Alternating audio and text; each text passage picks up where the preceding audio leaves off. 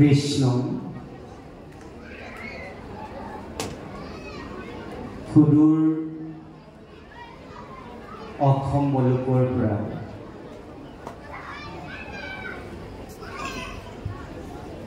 হায়দৰাবাদ তেলেংগানাত বসবাস কৰা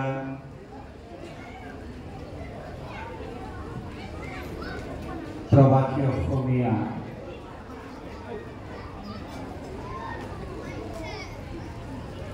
পূৰ্ণকৃষ্ণ ভগৱন্তৰ প্ৰপন্ন ভক্ত কৃপালু গুৰুজনৰ একান্ত শুদ্ধ ভাৱক অসমৰ বিভিন্ন প্ৰান্তৰ পৰা ইয়াত আহি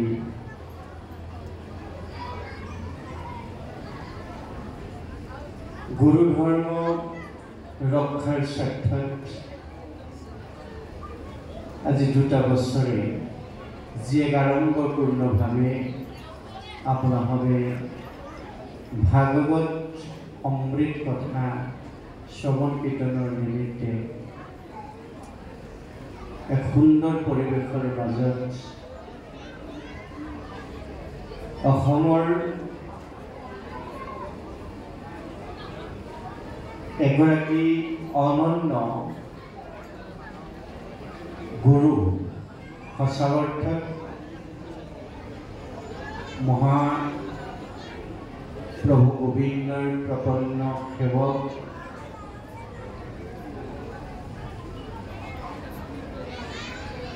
পৰম বৈষ্ণৱ আমাৰ সকলোৰে পৰম পূজ্যপাত গুৰু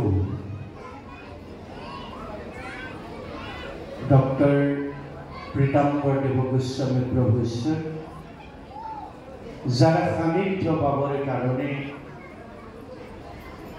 অসমৰ চুকে কোণে প্ৰত্যেকজন ব্যক্তি পৰম আগ্ৰহে ৰৈ থাকে সান্নিধ্য পাবৰ নিমিত্তে মহান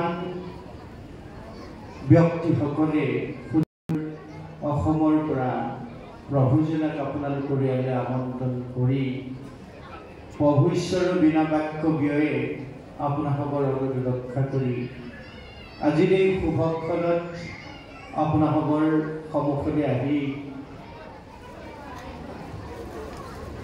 যি অমৃতময় কৃষ্ণ কথা আমাৰ সকলোকে শ্ৰৱণ কৰালে আপোনালোকক ধন্যবাদ দিয়াৰ লগতে আমি প্ৰভু ঈশ্বৰক আমাৰ অন্তৰৰ শ্ৰদ্ধা ভক্তিপূৰ্ণ সেৱা নিবেদন কৰিছোঁ এই কাৰণে যে আপোনালোক এই পুৰুষৰে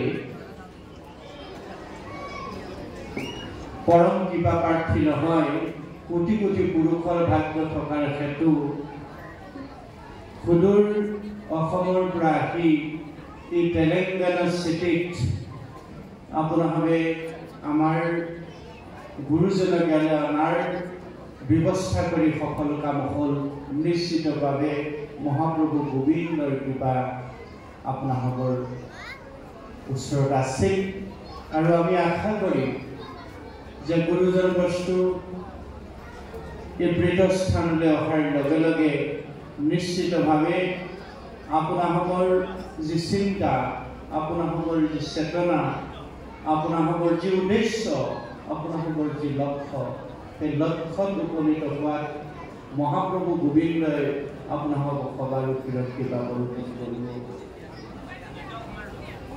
আমাৰ শ্ৰদ্ধাৰ প্ৰভুজনকে প্ৰমুখ কৰি বৰা প্ৰভুজনকে প্ৰমুখ কৰি অসম সোসাইটি তেলেংগানাত যি এক শক্তিশালী সমিতি আপোনালোকে তৈয়াৰ কৰিছে এই সমিতি চিৰস্থায়ী হওক আপোনালোকৰ লক্ষ্য আৰু উদ্দেশ্যত উপনীত হোৱাত মহাপ্ৰভু গোবিন্দ আপোনালোকৰ কৃপা বৰষুণ কৰক পুনশ্চবাৰ আপোনালোক সমস্তজন নৰূপী নাৰায়ণৰ চৰণলৈ আমাৰ হৃদয়ৰ নিৰ্মিত পুনৰ শ্ৰদ্ধা সেৱা ভক্তি মৰম মান্য অনুসাৰে অৰ্পণা কৰা হৈছে। প্ৰভু ঈশ্বৰৰ দীৰ্ঘায়ু কামনা কৰি ভগৱন্ত মহাপ্ৰভু গোবিন্দই প্ৰভুৰ বীৰত কিবা বৰ্ষণ কৰক। আপোনালোকৰ ইচ্ছা পূৰণৰ ক্ষেত্ৰত যাতে গুৰুজন পুনৰ এই স্থানলৈ আহিব পাৰে, এই আশা আমি ভগৱন্তৰ চৰণতে ৰাখিছোঁ। আমি পাঠৰ মাজেৰে আগবাঢ়িব বিচাৰিছোঁ। চতুৰ্থ অধ্যায় ভাগৱত একাদশী স্কন্ধ উদ্ধৱ কৃষ্ণ সংবাদ দুলৰি। যদিও আপোনালোকে আমাক ভাগৱত পাঠ আৰু ব্যাখ্যাৰ কাৰণে আমন্ত্ৰণ কৰিছে, আমি পাঠৰ কিছু আন্তৰিকী ব্যাখ্যাৰ ক্ষেত্ৰত আমাৰ গুৰুজন বস্তু সাক্ষাৎ আমাৰ সন্মুখত থকাৰ পাছত আমি ভাগৱতৰ ব্যাখ্যা দাঙি ধৰিবলৈ ধৃষ্টতা নকৰোঁ।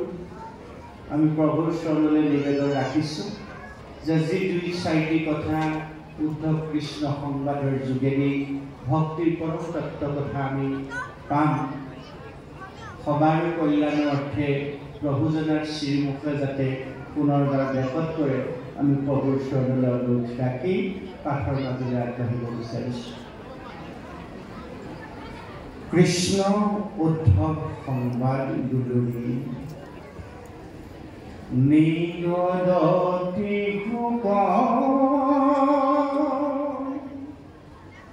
কথায় অন্তৰে শুনানি পবৰি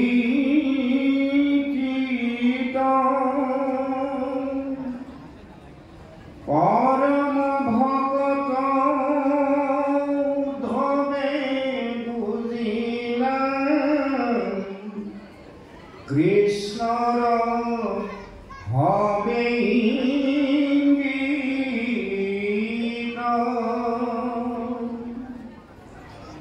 দেখিবি মঙ্গল আপুনি গামনে মাধৱৰ ভক্তি কাজ কুল হৰিবা বৈকুণ্ঠে চলিবা হেৰিয়া দ্বাৰকা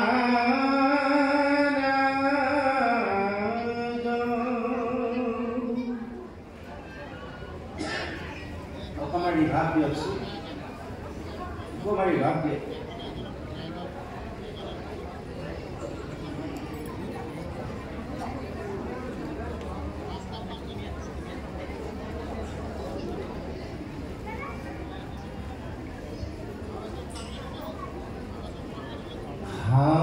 কৃষ্ণ স্বামী বুলতে লোতক নয়নৰ পৰা পৰে হৰিৰ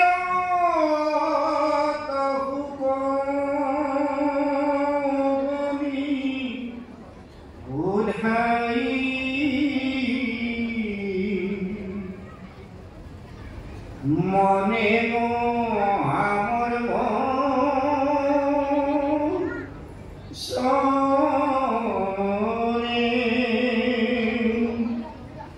তেজিয়া বিশ্বাস সাপিলম কখ হন্তামে আকুল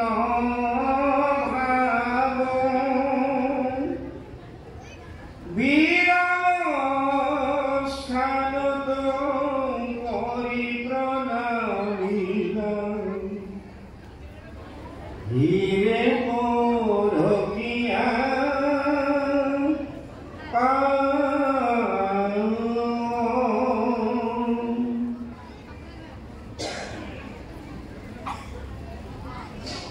কৃষ্ণৰ বিয়োগে অগ্নি অংকগতে হৃদয় দগধ কৰে ভোগে মুখমুখী কৰন্ত কন্দন নয়নৰ নীৰজৰে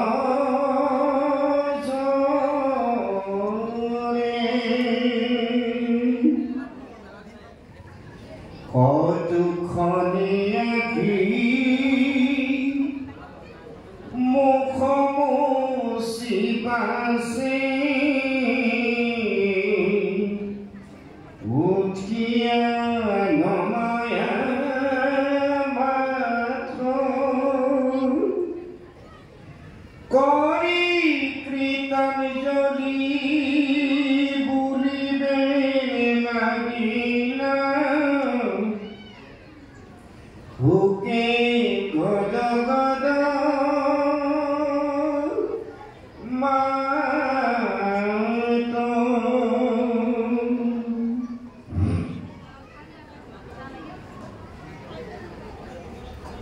বংশ সংঘৰি এৰি ভূমি তুমি যাইবা জানিলো আমি ঋষিহা কবাক কৰিলা যিহেতু জগত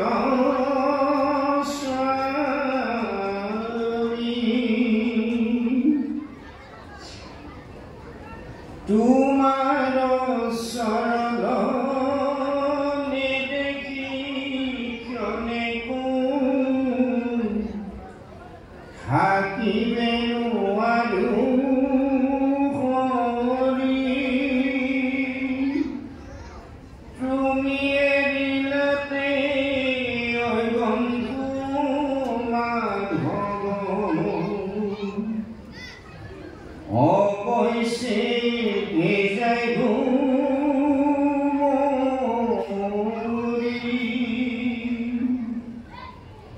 তুমি তপ পুণ্য তুমি বিনে পুণ্য দেখোই তো ত্রিজগত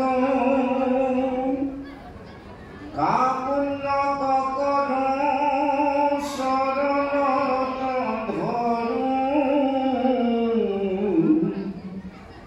লয়ুক মুকল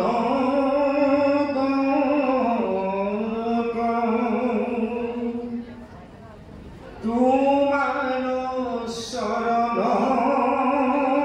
পঙ্কজ পুজিবে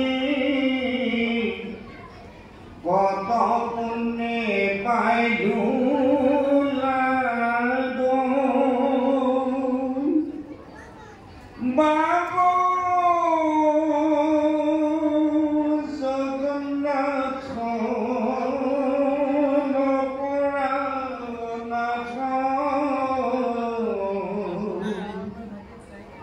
ভকত তুমি ত্যাগ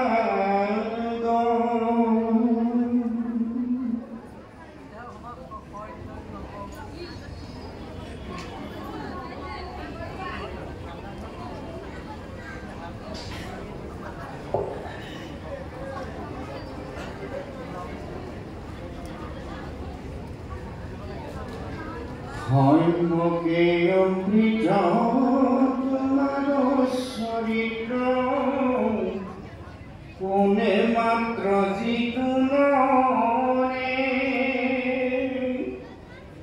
পায়া প্রেম ভাবনে রইল যুগাও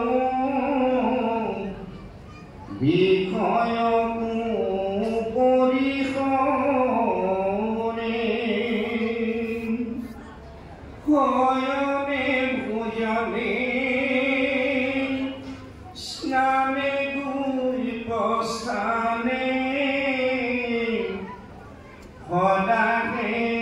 সেৱা কৰোঁ আমি তোমাক দেখি চাৰি প্ৰাণ প্ৰভু অৱশ্যে যাইব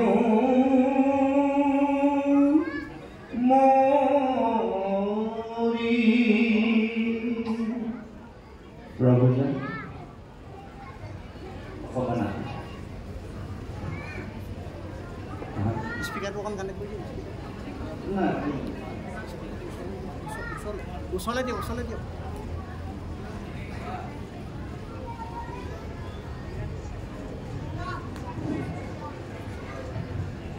ইতিমধ্যে স্বভাৱধন্য সমাজপ্ৰাণ সংস্কৃতিপ্ৰাণ ভাগৱত ব্যাখ্যাকাৰ মুগীৰ খণ্ডিকৈ মানে আপোনাৰ সকলোৰ আগত ভাগৱতৰ একাদশ স্কন্ধৰ কৃষ্ণ উদ্ধৱ সংবাদৰ আখ্যানটি পাঠ কৰি শুনাইছিল। তাত উদ্ধৱে বিনয়পূৰ্বকভাৱে কৃষ্ণক জনাইছে যে তুমি তোমাৰ বংশকে সংহাৰ কৰিছা আৰু তুমি এতিয়া যাবাগৈ, তাৰপিছত তোমাৰ অৱস্থা কি হ'ব পাৰে। আমাৰ ভাষণত আমি উল্লেখ কৰিছিলোঁ যে মানুহৰ দুৰ্দশা কেতিয়া আহে, যেতিয়া হিতাহিত জ্ঞান লোপ পায়, অনুভূতিৰ দুৱাৰখন বন্ধ হৈ যায়। কোনোবা যদি উচ্চ বংশত জন্মগ্ৰহণ কৰে তেতিয়াও মানুহৰ অহংকাৰ ভাৱ আহিব পাৰে। কাৰোবাৰ যদি ধন টকা পইচা ঐশ্বৰ্য সম্পদ বেছিকৈ থাকিব পাৰে তেতিয়াও অহংকাৰ হ'ব পাৰে। সেই যদু বংশৰ তেনেকুৱা ঘটনা ঘটিছিল। তেওঁলোকে উচ্চ বংশত জন্মগ্ৰহণ কৰাৰ কাৰণে তেওঁলোকে হিতাহিত জ্ঞান হেৰাই পেলাইছিল, যাৰ কাৰণে তেওঁলোকে মদিয়া প্ৰাণ কৰিবলৈ লৈছিল। মদিয়া প্ৰাণ কৰাৰ বিনিময়ত তেওঁলোকৰ ভাই ভাতৃৰ মাজত কাজিয়া লাগিছিল আৰু অকাল মৃত্যু হ'বলৈ সম্ভৱ কৰিছিল।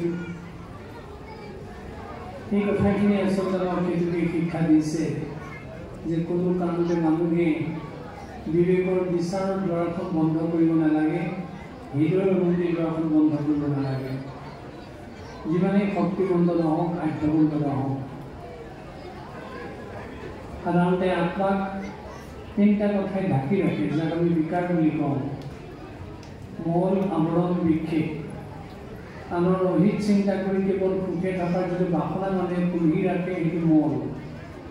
কেৱল মনবোৰ মদমত্ত, যিটো একাত্ম চিন্তা, আনৰ কথা চিন্তা নকৰে, সেইটো হ'ল আৱৰণ। আৰু যিটো চঞ্চলাত্মক অস্থিৰ মন, সেইটো হ'ল বিক্ষেপ। এই মল, আৱৰণ, বিক্ষেপৰ সমষ্টি বিকাৰ। এই বিকাৰে যেতিয়ালৈকে আত্মাক ঢাকি ৰাখিব, আত্মাই তেতিয়ালৈকে সঁচা অনুভূতিৰ জন্ম দিব নোৱাৰে। আৰু অনুভূতি জন্ম নোহোৱা পৰ্যন্ত প্ৰেম উদয় হ'ব নোৱাৰে। কাৰণ প্ৰেম বুলি কোৱাৰ লগে লগে দুজনক ভাল পাতে প্ৰেম বুলি কোৱা হোৱা নাই। এই প্ৰেমত আছে প্ৰেমৰ বৃহৎ সংজ্ঞা: ঈশ্বৰ প্ৰেম, গুৰু প্ৰেম, মানুহ প্ৰেম, প্ৰাণী প্ৰেম, দেশ প্ৰেম, সমাজ প্ৰেম, জাতি প্ৰেম। গতিকে এই প্ৰেমৰ ঘৰত প্ৰৱেশ কৰিবলৈ হ'লে অনুভূতিৰ দুৱাৰখন খুলিবই লাগিব। হৃদয়ৰ অনুভূতিৰ দুৱাৰখন খোল খালেহে প্ৰেমৰ প্ৰকৃত সন্ধান ওলাব। আৰু এই হৃদয় অনুভূতিৰ দুৱাৰখন সাধাৰণতে বিকাৰে ঢাকি ৰাখে। কিন্তু বিকাৰক ছেদন কৰিবৰ কাৰণে, ঢাকনখন আঁতৰাই দিবৰ কাৰণে আমাক আধ্যাত্মিকতা লাগিব। এই আধ্যাত্মিকতাই আমাক ভগৱন্তৰ চৰণত আশ্ৰয় লোৱাৰ পথৰ কথা কৈছে। আৰু সেই আশ্ৰয় লোৱা পথটোৱে হৈছে শৰণ। শৰণ শব্দৰ অৰ্থ আশ্ৰয়, শৰণ শব্দৰ অৰ্থ সংস্কাৰ। যেতিয়া গুৰুৰ যোগেদি সেই শৰণৰ বাক্য লৈ যাব, তাক জ্ঞান খণ্ড বুলি কোৱা হৈছে।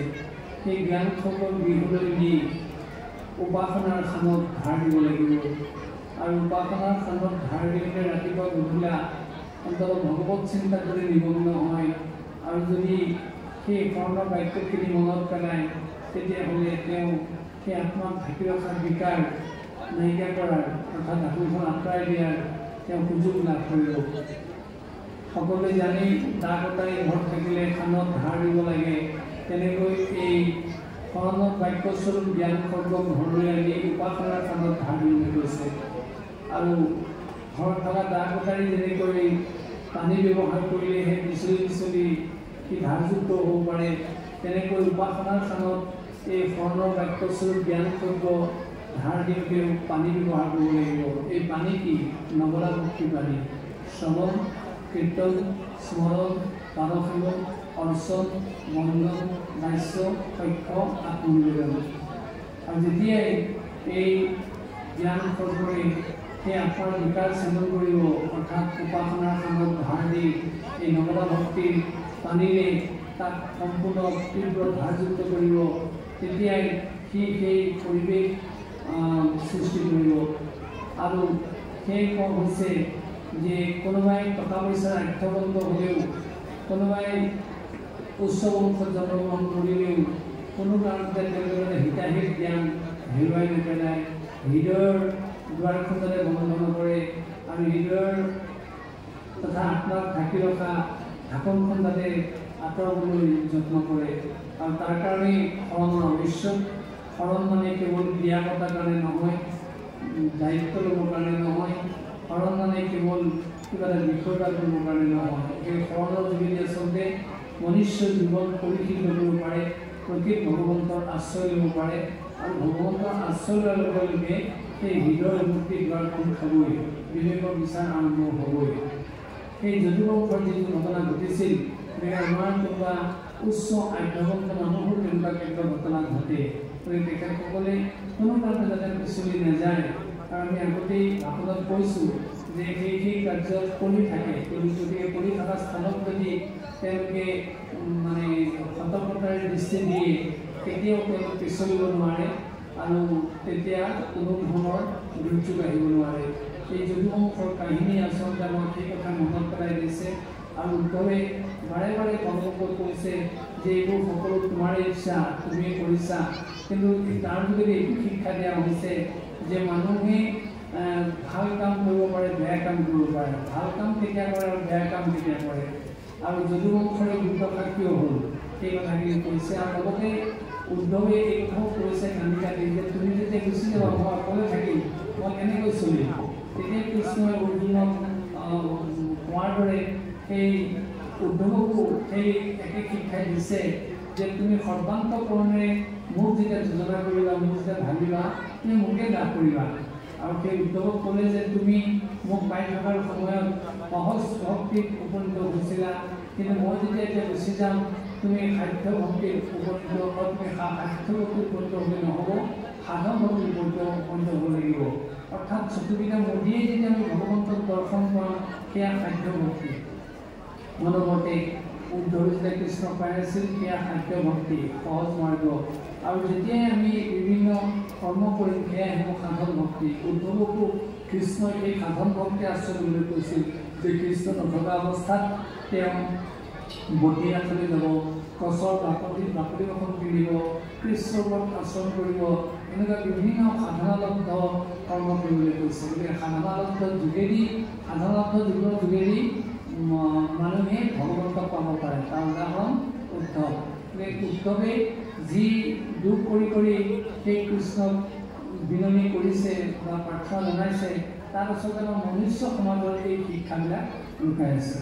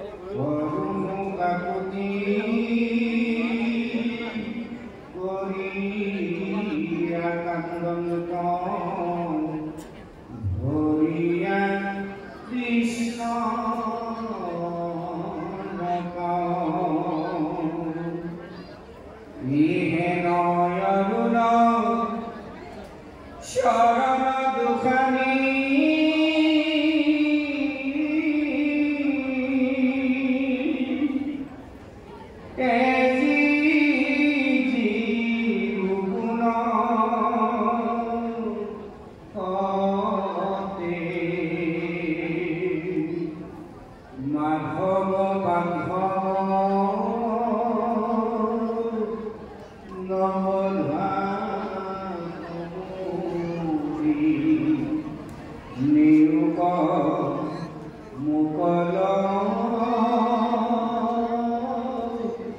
গতি এই বুদ্ধি পাৱে পৰিয়া কান্দন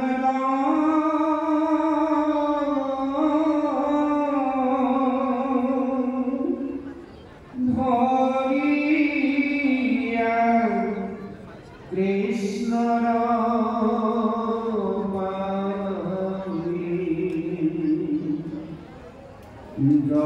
দিশে দুখে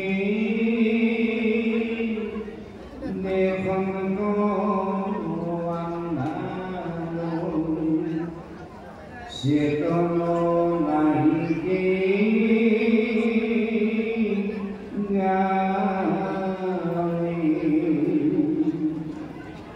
ভগতৰ দুখ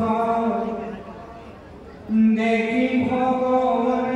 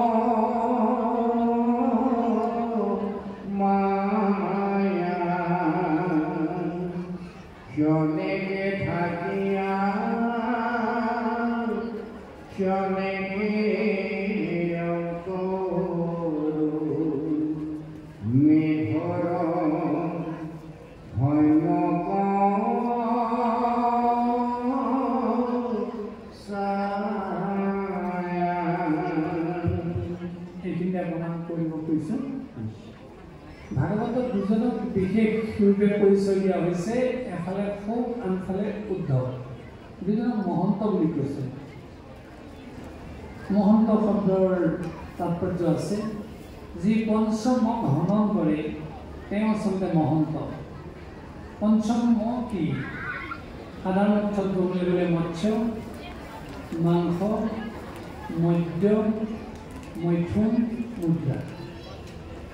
এইকেইটা আমাৰ লৌকিক সংসাৰত চলি থকা কথা, কিন্তু আধ্যাত্মিক দৃষ্টিত এই পঞ্চমক যি হনন কৰিব, যি নিয়ন্ত্ৰণ কৰিব, তেওঁলোকক প্ৰকৃত মহন্ত বুলি কৈছে। মহটো ধন, কাৰণ সেই উদ্ধৱ মহন্তৰ অধিকাৰী, সেই সুখদেৱ মহন্তৰ অধিকাৰী। এই যে পঞ্চমৰ কথা কোৱা হৈছে, প্ৰথমটো কোৱা হৈছে মৎস্য, অৰ্থাৎ আমাৰ শৰীৰত তিনি নাৰী থাকে, হীৰা, পিংগলা, সুষুম্না। তিনি নাৰী গংগা, যমুনা, সৰস্বতীৰ লগত তুলনা কৰা হয়। এই তিনি নাৰীত শ্বাস প্ৰশ্বাস দুটা মাছ ঘূৰি থাকে। শেষত গৈ যেতিয়া সৰস্বতী নাৰীক দুটা মাছৰ ঠাইত এটা হৈ ছয় চক্ৰ ভেদ কৰি সি সেই পৰম ব্ৰহ্মৰ লগত লীন হোৱাৰ প্ৰয়াস কৰে, যিজন সাধকে এই চিন্তাত ব্ৰতী হয় তেওঁক মৎস্য ভোজী বুলি কোৱা হয়, অৰ্থাৎ তেওঁহে মাছ গ্ৰহণ কৰে। তাৰপিছত মাংস মনুষ্য জীৱনত পাপ পুণ্য বিচাৰ থাকে। এই দুটা পাপ পুণ্য পশুৰ লগত তুলনা কৰা হৈছে। যি পাপো কামনা নকৰে, পুণ্যও কামনা নকৰে। এই পাপ পুণ্যক যি হনন কৰিব পাৰে, অৰ্থাৎ তাৰ চিন্তা পৰিত্যাগ কৰিব পাৰে, পাপটো নকৰে, পুণ্য কথাও নাভাবে, এই পাপ পুণ্য হৰণ কৰা হনন কৰাজনক মাংসহাৰী বুলি কৈছে। তাৰপিছত মদ্যপায়ী কুঞ্জন, যিজনে খেচৰি মুদ্ৰাৰে অৰ্থাৎ জিভাখন লুটিয়াই সেই ভগৱন্তৰ চৰণৰ মকৰন্দ ৰস পান কৰি তৃপ্তি লাভ কৰে, সেইজনক মদ্যপায়ী বুলি কৈছে। আৰু মৈথুন, যেতিয়া শ্বাস প্ৰশ্বাস ৰূপী মাছকেইটা অনবৰতে ঘূৰি থাকে, তাক নিয়ন্ত্ৰণলৈ আনিবলৈ চেষ্টা কৰে, সেইটোকে মৈথুন বুলি কয়। তাৰপিছত মুদ্ৰা, অৰ্থাৎ স্থিৰ ভাৱ যি আয়ত্ব কৰে, সেইটোকে মুদ্ৰা বুলি কৈছে। য'ত চঞ্চলতা নাথাকে, অস্থিৰ ভাৱ নাথাকে, স্থিৰ অৱস্থাত পৰিণত হয়, সেইটো হৈছে মুদ্ৰা। এই পঞ্চম মহ আমি আকৌ কৈছোঁ, যে হৰণ কৰে তেওঁ মহন্ত। এই উদ্ধৱক মহন্ত বুলি কৈছে, শুকদেৱক মহন্ত বুলি কৈছে। আৰু উদ্ধৱে আচলতে সংসাৰ বিৰাগী জীৱনৰ পৰিচয় দিছে। আমাৰ উদাস সত্ৰটো সেই আহি আছে উদ্ধৱ আৰু নাৰদৰ দৰে। কিন্তু ক'বই লাগিব, কেৱল বিয়া নপতা অৱস্থাটোকে উদাস বুলি কোৱা হোৱা নাই। যি কেৱল সমাজৰ কাৰণে জীৱনটো উৎসৰ্গা কৰে, ঈশ্বৰৰ কাৰণে জীৱনটো উৎসৰ্গা কৰে, কেৱল আনৰ যোৱা লোৱা কথাতে ভাবি থাকে, সংযোগ স্থাপনা কৰাতে ব্ৰতী হৈ থাকে, সেইজনে উদাসীন। উদ্ধৱে সেই উদাসীন জীৱন যাপন কৰিছে, কাৰণ তেওঁ বৈবাহিক জীৱনত আবদ্ধ থকা নাই। কেৱল বৈবাহিক জীৱনেই নহয়, তেওঁ নিজৰ জীৱনটোক লৈ ব্যস্ত হৈ থকা নাই। তেওঁ অনবৰতে কৃষ্ণৰ বাৰ্তানি গোপীক দিছে, গোপীৰ বাৰ্তানি কৃষ্ণক দিছে, আৰু সমাজৰ কথা কৃষ্ণৰ সৈতে আলোচনা কৰিছে, যে তেওঁ কেনেকুৱা অৱস্থাৰ সন্মুখীন হ'ব কৃষ্ণ গুচি যোৱাৰ পিছত, আৰু তেওঁ কি কৰিব লাগিব। গতিকে এই ধ্যান ধাৰণাতে সোমাই আছে সমাজৰ হিত চিন্তা।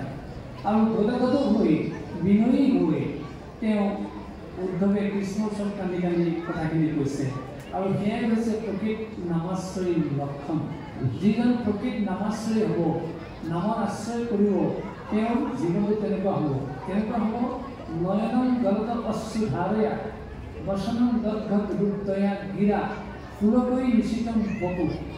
অৰ্থাৎ ভগৱন্তৰ নাম লোৱাৰ লগে লগে যিজনৰ চকুৰ পানী টপ টপকৈ সৰি পৰিব, আৰু ভগৱানৰ নাম লওঁতে বা কথা কওঁতে কণ্ঠ ৰুদ্ধ হৈ যাব, গদগদ হৈ যাব, আৰু ভগৱানৰ নাম লওঁতে শৰীৰৰ নোমবিলাক থিয় হৈ যাব, ৰোমাঞ্চিত হৈ যাব, সেইজনেই প্ৰকৃত সাধক, আৰু সেইজনেই প্ৰকৃত নামাশ্ৰয়ী, সেইজনেই ভগৱানৰ প্ৰকৃত একশৰণীয়া, আৰু সেইজনেই প্ৰকৃত সমাজৰ মূল প্ৰতিভূ। উদ্ধৱৰ গাত আচলতে সেই লক্ষণ দেখা গৈছে। আৰু সেইকাৰণে উদ্ধৱে, সেই মহন্ত স্বৰূপ উদ্ধৱে কান্দি কাটি ব্যাকুল হৈ বিনীতভাৱে প্ৰভু ভগৱান শ্ৰীকৃষ্ণৰ অনুপস্থিতিত কি অৱস্থা হ'ব পাৰে সেই কথা বৰ্ণনা কৰিছে। আৰু সেইটোকে আমাৰ সমাজ জীৱনত শিক্ষা দিছে, যে আমি ভগৱন্তৰ যেতিয়া নাম ল'ম, নামাশ্ৰয়ী হ'ম, আমাৰ তেনেকুৱা অৱস্থাৰ সৃষ্টি হ'ব লাগিব। তেতিয়াহে আমি সকলো কৰ্ম আমি ত্যাগ কৰিব পাৰিম বা আন চিন্তা পৰিত্যাগ কৰিব পাৰিম। কিন্তু কেৱল মুখেৰে একশৰণীয়া হৈছোঁ বুলি কৈ, নাম লৈছোঁ বুলি কৈ আমি তাতে যদি আবদ্ধ থাকোঁ, তেতিয়াহ'লে সেইটোৱে আমাক সহায় নকৰিব, আৰু সেইটো আচলতে সমাজৰ হিতকৰ জীৱন নহয়। গতিকে উদ্ধৱে দেখুৱাই দিছে, তেওঁৰ সাধনাৰে তেওঁ তেনেকুৱা জীৱন লাভ কৰিছে, আৰু সমাজৰ কাৰণে জীৱনটো উৎসৰ্গা কৰিছে, আৰু প্ৰকৃতাৰ্থত ভগৱত প্ৰেমত তেওঁৰ শৰীৰ মন বাক্য তেনেকুৱা হৈছে। ইতিক্ষণে পৰিণত জীৱন ভকতে চিন্তিও কৃষ্ণৰ শৰণ মৰণয়ে ভুলে দেখা দেৱে তীৰ্থে জাতকাৰিবে নোৱাৰে পাতে কত বলাতল হৰি নাম পালে দেখনে উদ্ধাৰে দেখাবো কোটির বলা আমি দুরা সাধু দেবে হরি নাম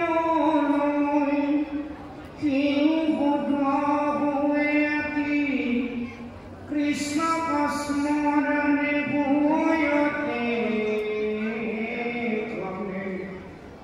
অন্ধ্রযুত্রমতি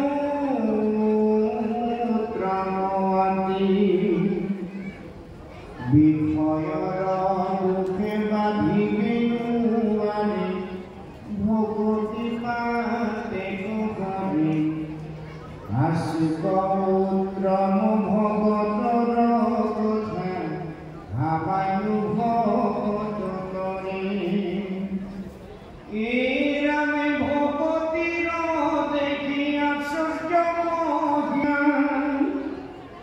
ভৈরঙ্গ কৃষ্ণ বিস্ময় কেন জানি তু হরির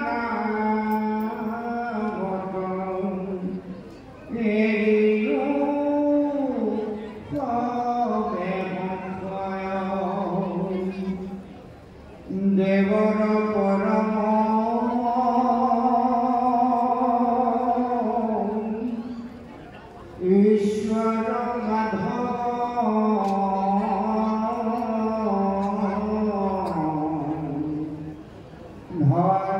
ঈশ্বর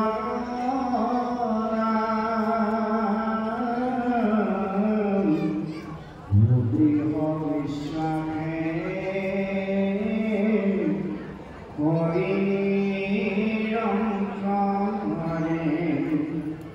বাকি বুলারা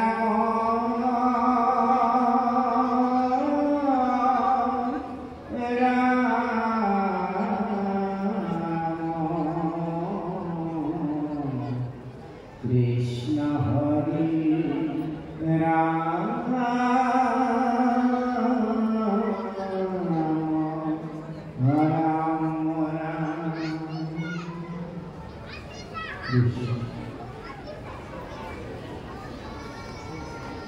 ইতিমধ্যে আমার দুই শব্দ শেষ হৈছে ইয়াত কৈছে ভকতিৰ আশ্চৰ্য মহিমা ভকতিৰ দেখি আশ্চৰ্য মহিমা ভৈৰৱৰ কৃষ্ণ বিস্ময় হেন জানিতো শৰীৰৰ নামতো এৰিও হবে সংশয়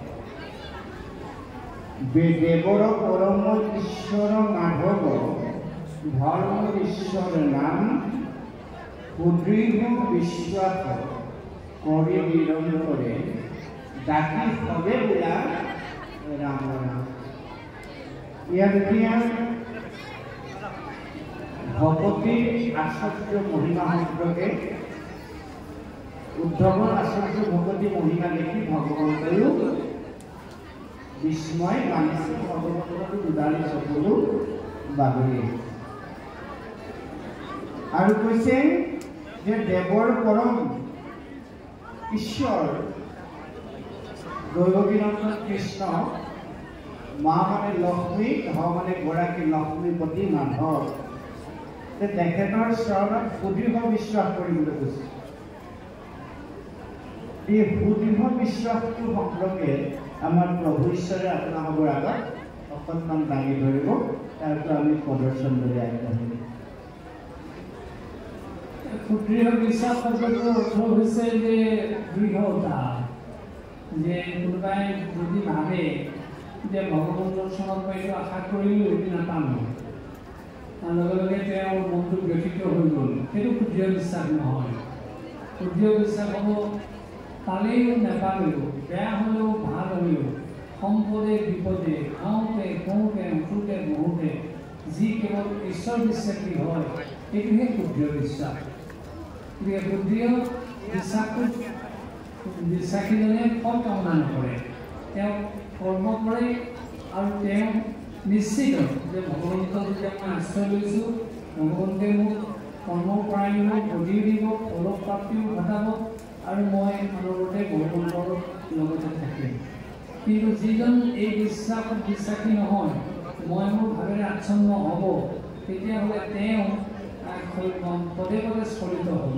গতিকে আমি পুনৰ ক'ব খোজোঁ, সুদৃঢ় বিশ্বাসীজনে মানে কোনো আন কামনা নকৰে আৰু কোনো চিন্তাত মগ্ন নহয় আৰু কোনো তাৰ বৈবাহিক আসক্তিয়ে চলাব নোৱাৰে।